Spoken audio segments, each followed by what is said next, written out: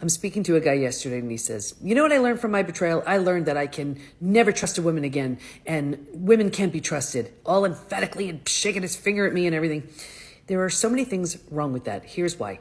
Someone betrays you, and then think about the power you give them, where you are essentially preventing yourself from ever feeling close or feeling connected or having that level of connection or intimacy with anybody else because of what someone else did. Can you see the power you're continuing to give that person?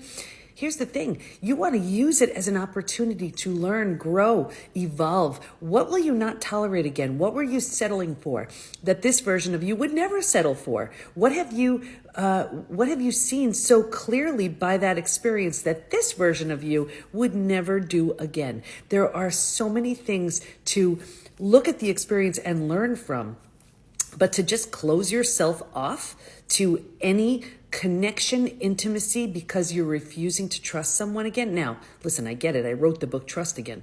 Can trust be rebuilt? Yes, it can. It takes a lot to rebuild. We have our 4-part trust rebuilding process. We teach in Trust Again 2.0. I talk about it in Trust Again.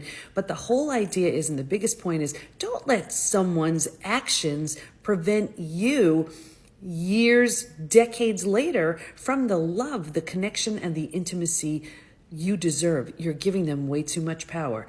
Does it take time? Yes. Can you heal from all of it? Yes. But should someone else's actions prevent you from trusting again? No. Follow for more.